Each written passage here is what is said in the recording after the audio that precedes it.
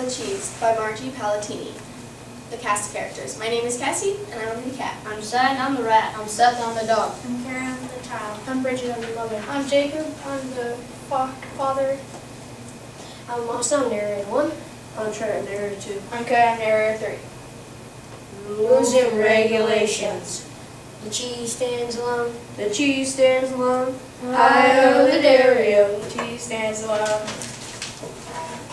The rat looked down in the dough and shook his head. What a waste of a chunk of cheddar. He turned to go into his hole and then he stopped. He looked back at the cheese, staying all alone in the middle of the meadow. So yellow, so mellow. So tasty. This is ridiculous. What's the point of a hunk of cheese being left out and lonesome when it could be enjoyed in perfectly fine company like me? Nothing that he could think of. The rat grabbed his knack and scurried down the hill for some dinner in the dough. And just where do you think you're going? Me, just out for a short stroll. You don't look like you're strolling. You look like you're scurrying and sneaking. Scurrying and sneaking. Well, The rat sounded very insulted. And as he was a quite good actor, he almost convinced that the cat he was indeed just out for a walk. But the cat, who was very clever himself, got sight of the napkin. And just what is this? well, if you must know, I'm going to get the cheese. The cheese? Oh, you can't do that. Everyone knows the cheese stands alone. Give me one good reason why the cheese stands alone. Well, it's a song. Yes, it's most definitely the song. The song says the cheese stands alone, and that's that. Well, I think it's a silly song, and I'm going to get that cheese. Cat looked at the rat. She looked down in the dough at the cheese. It did look rather lonely. The cat could not argue that the song was silly. And as finicky and eager as she was, the cat did have a fondness for a nibble of cheese now and then. You know, Rat, I believe you may be correct. The cheese should not stand alone. Care to join me in a bit of cheddar, my dear? So off went the two down into the hill to eat the cheese. They were about to crawl under the fence when who should be coming up but The dog. Where are you going? Where are you going? Where are you going? The dog was such a bother. Calm down and sit. You must know we're going to eat the cheese. The cheese in the dough. The cheese in the dough. But the cheese stands alone. Everyone knows that. Yeah. Stop your slobbering. We all know about it. But why should good food go to waste because of some silly song? The dog thought. Which was not an easy thing for him to do. He looked down in the dough at the cheese. It did look very lonely. And even the dog had admitted it was a silly song.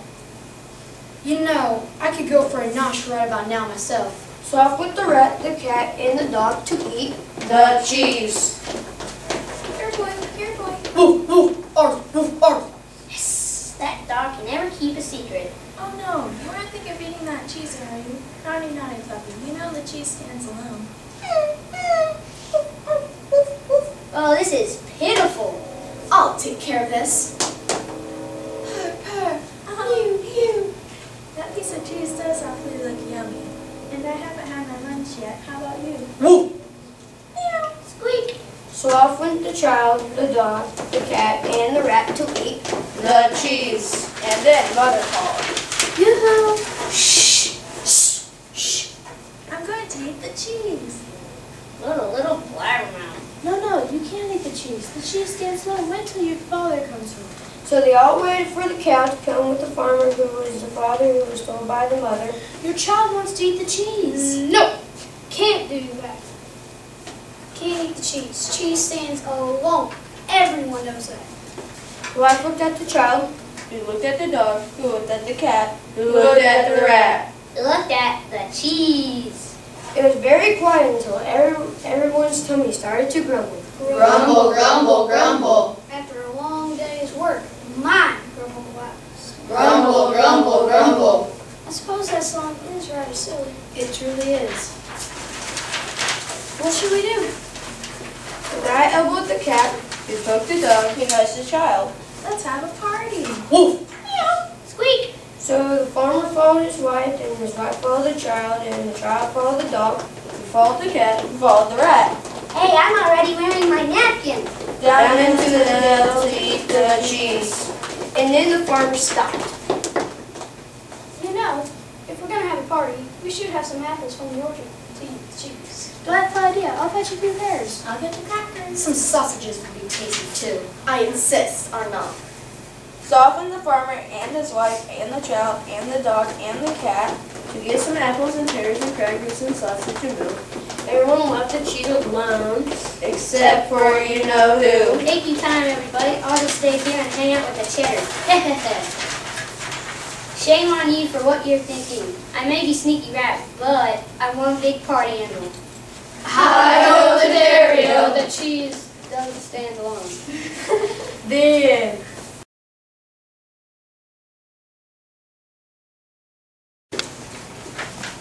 Hi, this is Bad Boys by Marge Palatini.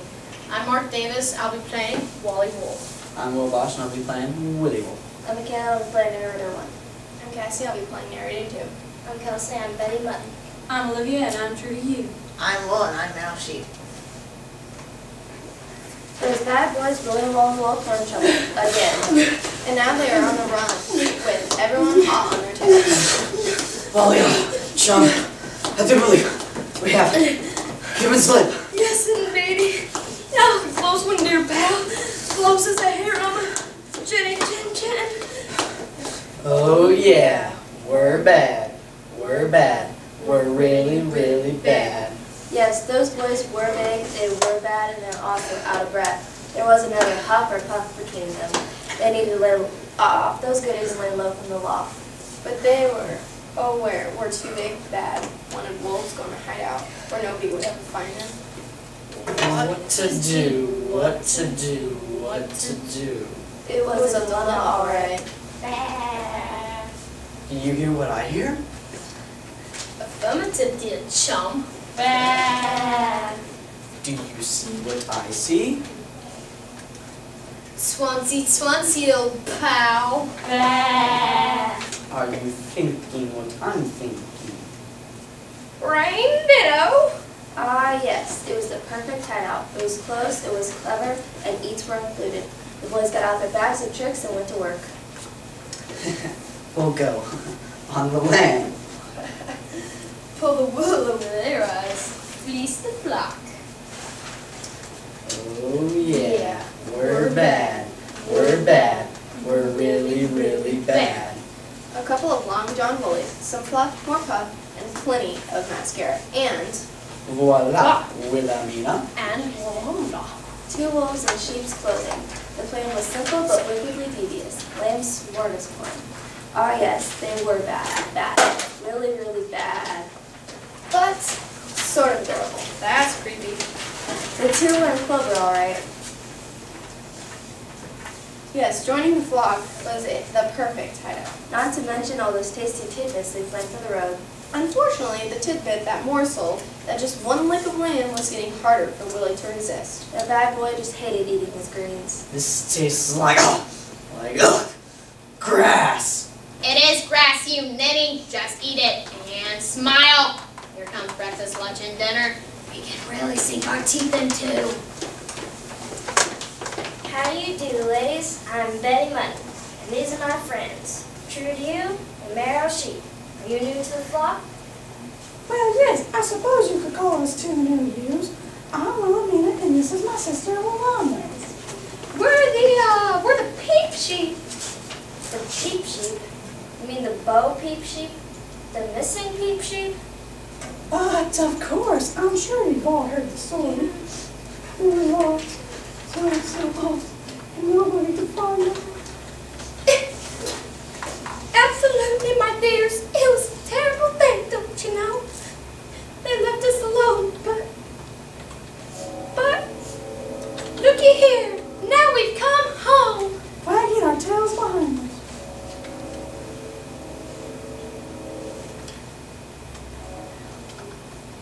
Thank goodness you 2 are safe with us. You can't be too careful with those big bad wolves still on the loose. Dear me, haven't they, been caught yet? Those boys are so bad. Suddenly, Willie felt weak in the knees. Just the thought of being that close to a leg of lamb dinner had been stirring. You know, girls, I'm not scared sheepish myself of standing out here in this meadow. Why don't you say we all jump the fence? Yes, let's all jump. I say why not live a little while you don't have the chance. The two young ladies were about to take a leap, but tough old Betty Button held her ground. Now, just a minute. I knew the peep sheep. I grazed with the peep sheep. I counted with the peep sheep. And you two don't leap like the peep sheep. There's something very peculiar about you two ewes. Why, Yolanda, what big eyes you have! Oh, well, all the better to see you with. And Wilhelmina, what big ears you have. Well, all the better to hear you with. And what's your excuse for those lousy-looking coats? If you ask me, your wool's too cheap for the peep sheep. There ain't 3 bags full from either one of yous. What's with you two yous? It's humidity. You know how we'll get some of this damn weather. We can't do a thing with it. Humidity? Well, it's your lucky day, girls. I can help you with that. Follow me. Betty pointed Wilhelmina and Yolanda to a long line of sheep standing 2 by 2. Willie and Wally were delighted to see all the lamb chops right in front of them and they began cleaning them in. We sure pulled the wool over their eyes. Lamb chops, page 223. Indeed we did. Excuse me, dear pal. Do you hear what I hear? I do, dear chum. Bees, pray tell. No, not bees. Mowers, perhaps. No, not mowers. Confound it! What is that annoying sound? Next.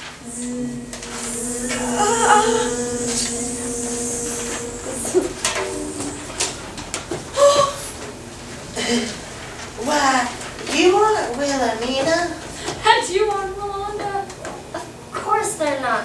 Those two nasty, naughty, naked, big, bad wolves. Well, Wally, gentlemen, do believe we have been exposed. Totally, dear pal. Oh me, oh my.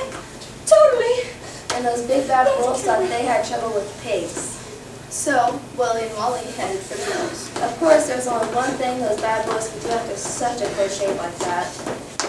Wait for their hair to grow back. Those were 2 very bad haircuts. Oh yeah, they were bad. Bad. Really, really bad. The end.